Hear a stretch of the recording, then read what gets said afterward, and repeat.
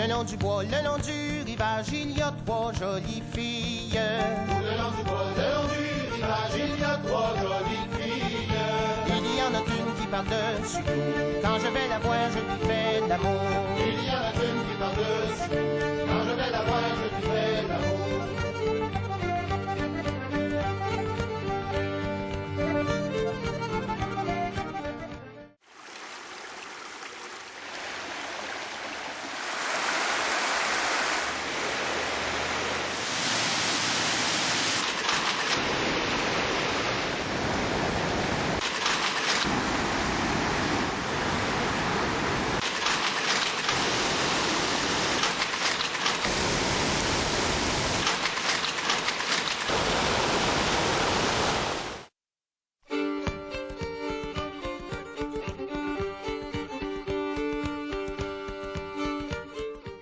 Manville was once an industrial giant, one of the largest cotton manufacturers in the country.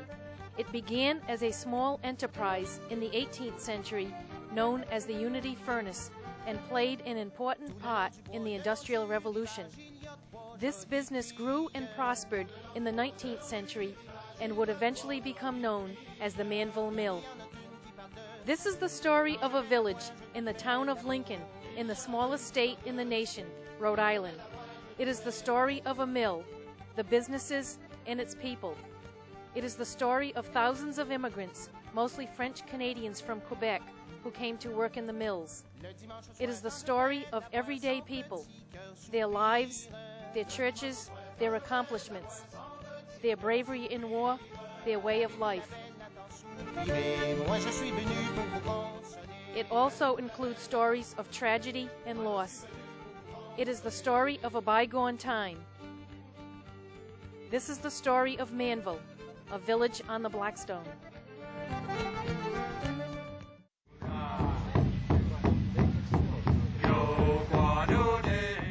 For thousands of years, the area we know as Manville had been populated by a culture of nomadic people known as the Nipmunks.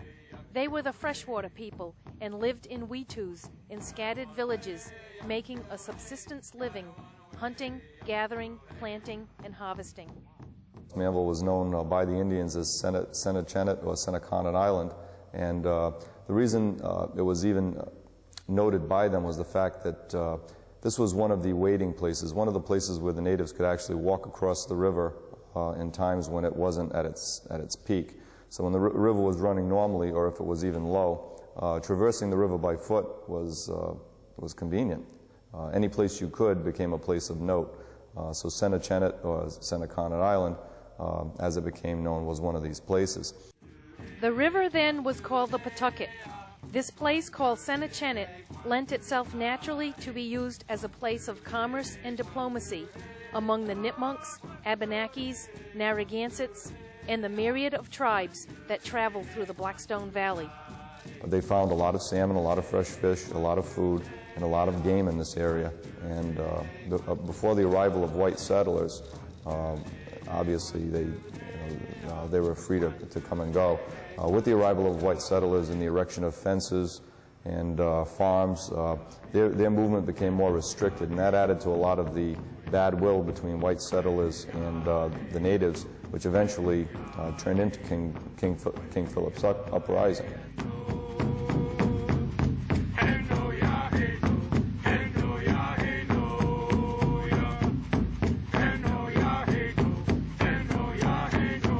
This particular shallow spot between two hills, known as Senachenet by the Indians, would become the textile giant called Manville, and the river would become the Blackstone, the hardest working river in the country.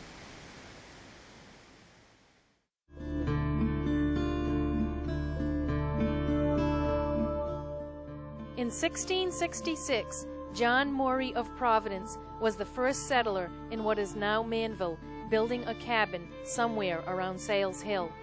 In 1672, Samuel Wilkinson and his wife Plain Wickenden were married in Providence and moved to Senachenet Island. In this wilderness they built their home, and in 1674 had a baby boy who they very lovingly named Samuel. In 1688, The estate included 2 oxen, 6 cows, 2 yearlings, a horse, 5 acres planting, share of meadow, 4 acres of pasture, and 60 acres of woodland. In 1707, because he was a Quaker, he had edge tools worth £1, 1 shilling taken from him to pay a fine for not participating in military training. Young Samuel grew to be an industrious, hard-working man who carried on the business of his father. He worked as a farmer, tanner, currier, and shoemaker. In 1715, his father gave him a 50-acre farm with a house and other buildings. The place referred to was later known as the farm of Alonzo Vose. It was located on the southeastern side of the brook called Wesquatasset. This stream was later known as Tadpole Brook, then Crookfall Brook, and used for the water supply for the expanding city of Woonsocket.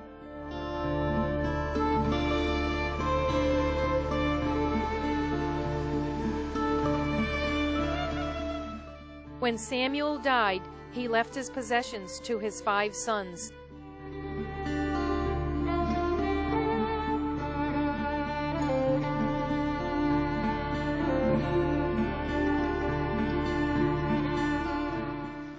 Samuel's son Israel, born in 1711, is known for building the first manufacturing enterprise ever started in Manville. It was known as the Unity Furnace. He was the inventor of a machine for cutting screws and helped manufacture machinery for Samuel Slater's cotton mill.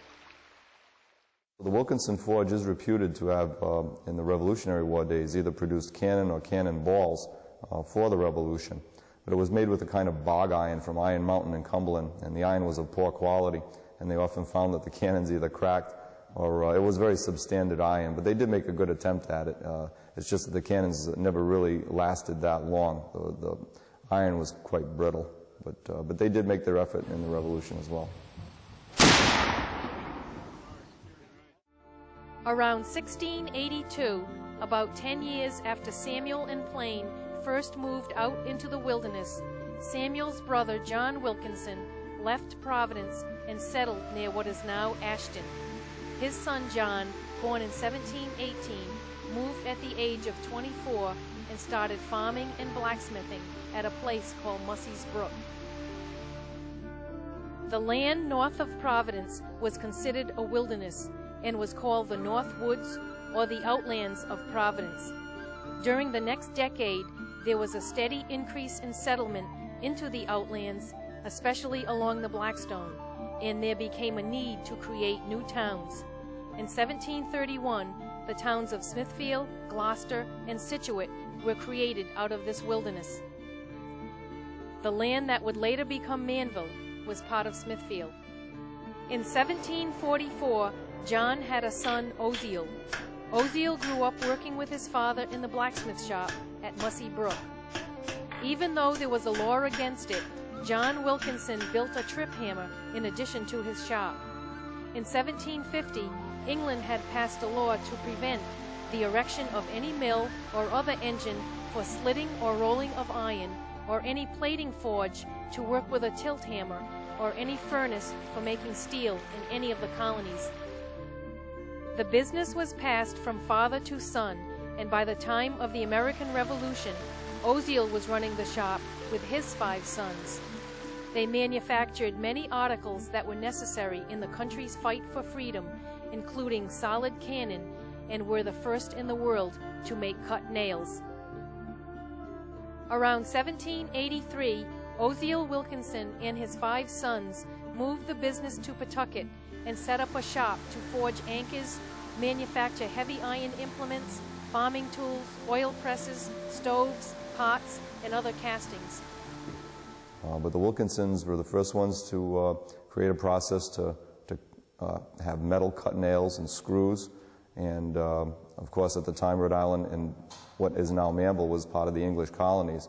And the Parliament in England had often said that they wouldn't have New Englanders make so much as a hobnail. Well, certainly the independent spirit that sprung out of what was to become Manville certainly undid that. They created more than a hobnail. They created screws, pressing processes, and cut nail processes, and they really started the Industrial Revolution long before textiles came along. To preserve its economic power, technology to manufacture textiles was a well-guarded secret in England. Skilled textile workers were not allowed to emigrate to America, and it was illegal to export any machinery, plans, models, or drawings. In 1789, when Samuel Slater came to America, he brought the plans and specifications to manufacture textiles in his head. Upon arrival, he approached Oziel Wilkinson and Sons for help. Being skilled blacksmiths, they would work in partnership with Samuel Slater to build machinery for the first cotton mill in America. Slater's mill was built in Pawtucket. Oziel had a daughter named Hannah, who would later marry Samuel Slater. Oziel's son, David Wilkinson, born at Mussey's Brook in 1771, was a mechanical genius and also helped Slater build machinery for the cotton mill. Around 1810, Oziel built this rubble-stone 3.5-story mill on the same site as his metalworking mill. David worked on the first floor and was said to be a master machinist. He invented the sliding lathe and also invented the first boat propelled by steam 16 years before Robert Fulton made his trip on the Hudson. Historical Cemetery number 35 in Manville marks the final resting place of Samuel Wilkinson, his wife Plain, their son Samuel, their grandson Israel, and many of the Wilkinson descendants.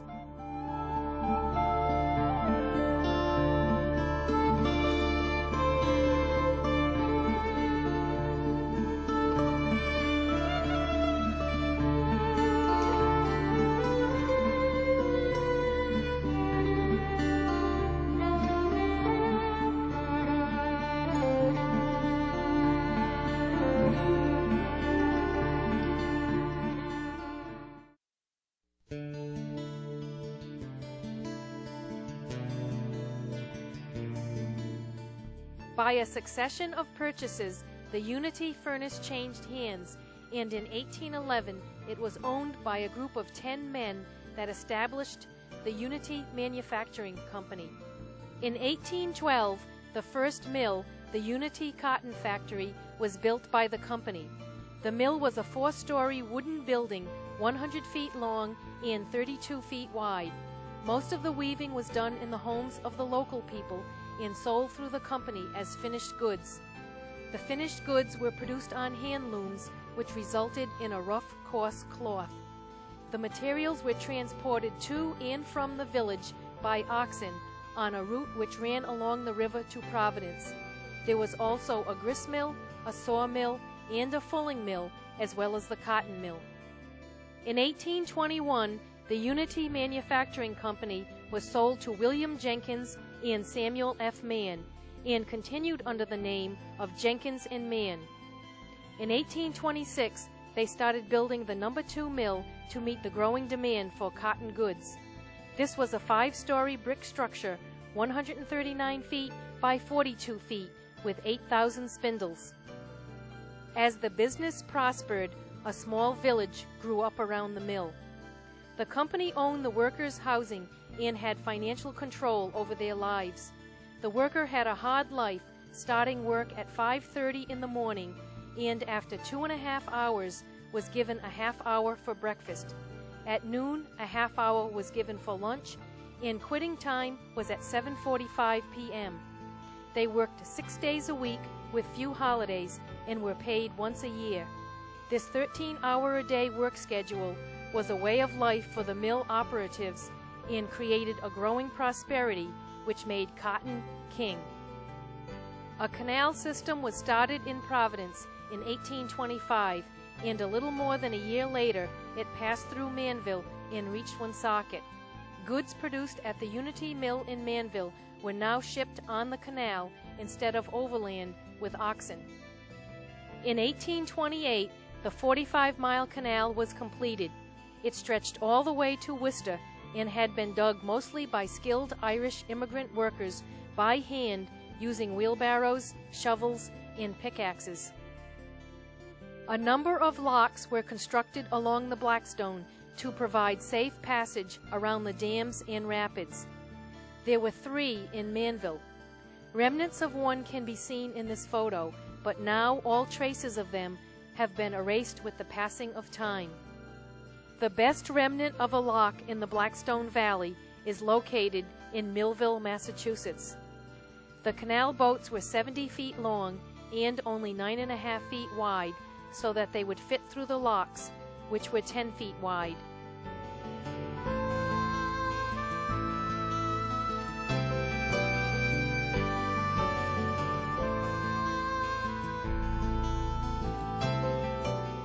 The canal boats were pulled by 2 teams of horses. The horses walked at 4 miles per hour and traveled 12 miles in one day.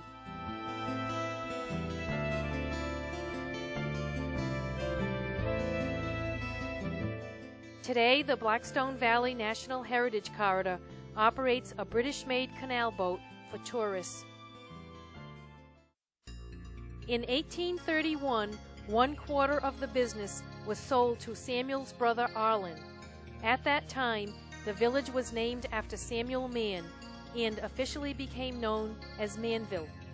He ran the village with an iron hand and was a shrewd financier.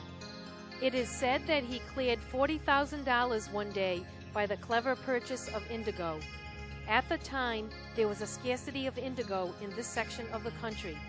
Samuel learned that a shipment of the valued material had arrived in Boston, so he immediately left for Providence to learn the exact location of where it could be found. Upon arriving, he was informed that the owner of a competing mill in Providence had gone to Boston. Suspecting that he too was after the indigo, Samuel hurried on to Boston to beat him to the prize. Samuel stopped at the halfway house to get something to eat and saw his suspected rival. Without stopping for dinner, he had his horse harnessed again and rushed to Boston. He completed his purchase of the indigo when his rival from Providence showed up. It ruined one of his horses. He beat the guy to the punch and made this purchase and made a bundle out of it. And my understanding is, even though the horse was ruined for life, he probably damaged the poor horse's lungs in the ride. He did beat his competitor to the punch, bought the indigo, and made a really big industrial score there. And he actually made amends to the horse by putting him out to pasture, and that horse was very well taken care of the rest of his life. Just goes to show some of his eccentricities.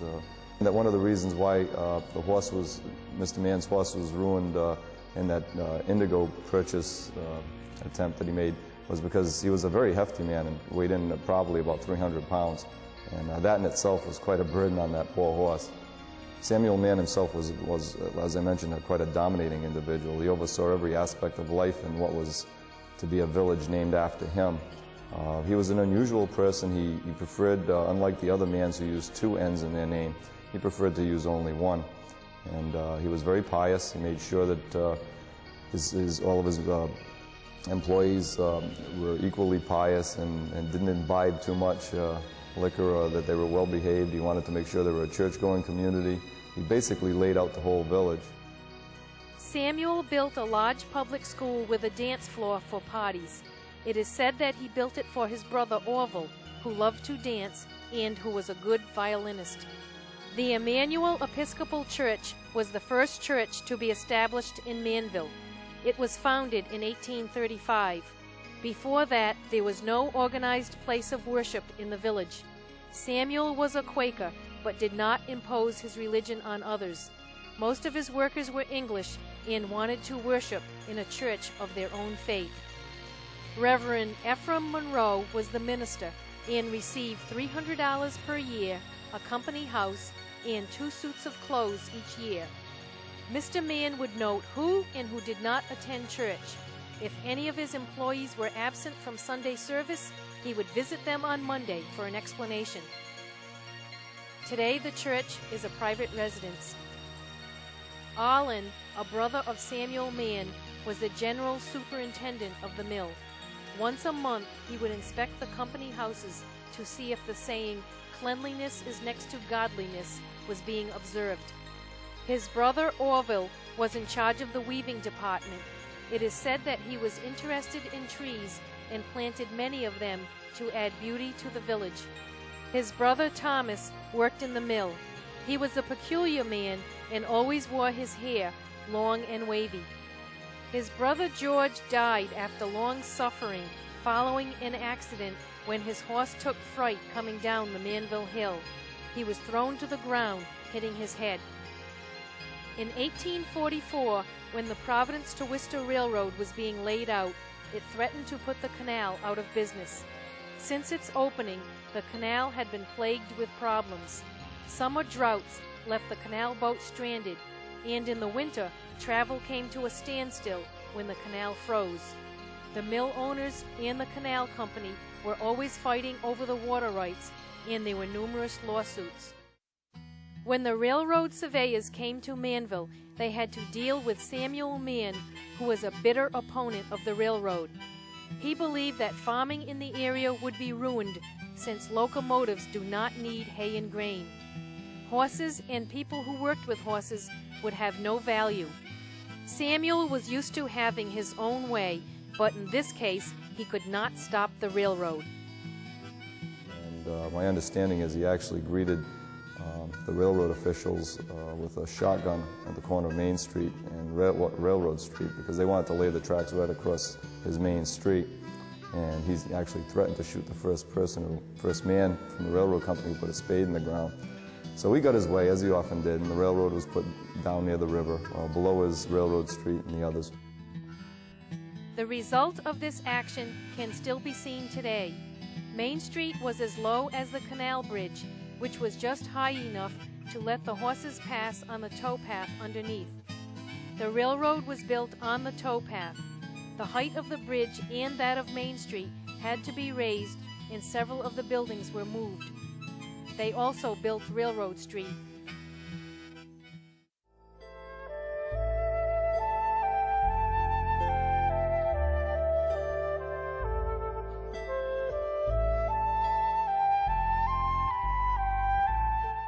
Samuel Mann died on September 17, 1847. He is buried with his parents and other family members at the North Burial Ground in Providence.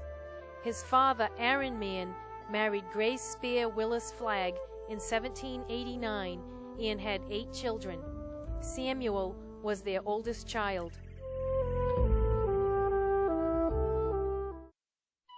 By 1848, the canal was officially out of business.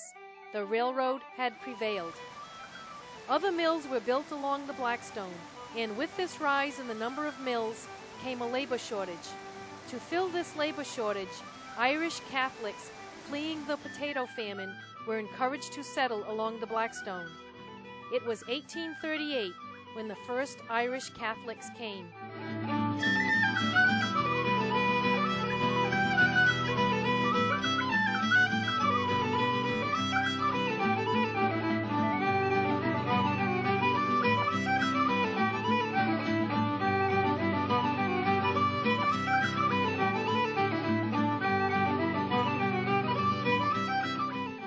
The Irish formed the first Catholic population, and early masses were held in their homes. The first mass in Manville was said at the home of John Connolly at the corner of Winter and Railroad Streets in 1848.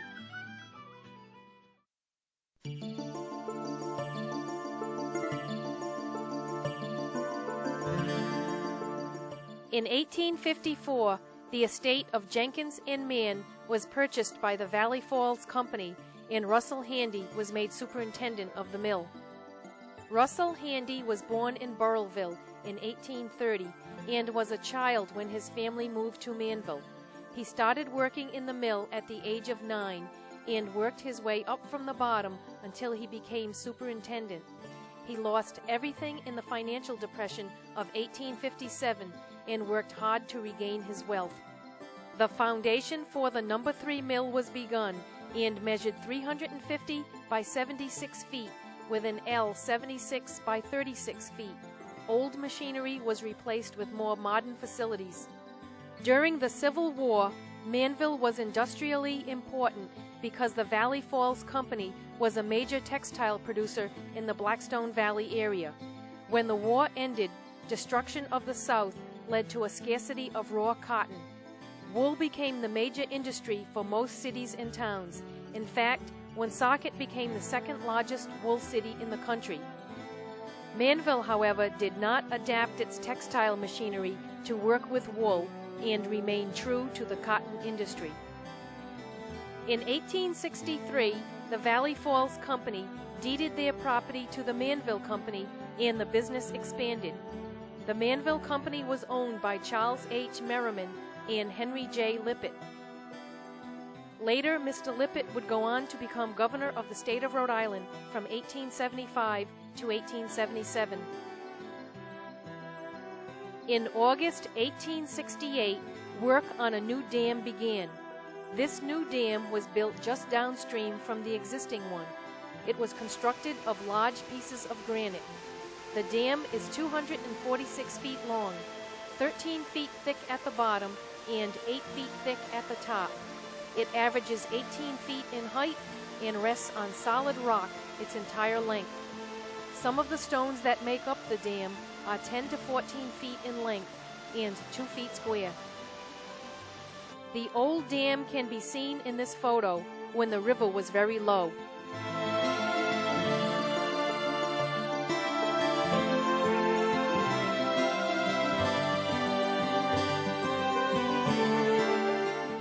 In 1871, Smithfield was divided up, and on March 8th, the town of Lincoln was incorporated. Manville was now part of Lincoln. However, the land on the east side of the Blackstone, where the mill is situated, was located in Cumberland. In 1872, the Manville Mill was constructed. The No. 3 mill foundation was enlarged to about 900 feet long by 100 feet wide. This gigantic mill was 5 stories in the rear and 4 stories in the front, and at that time it was the largest mill under one roof in America.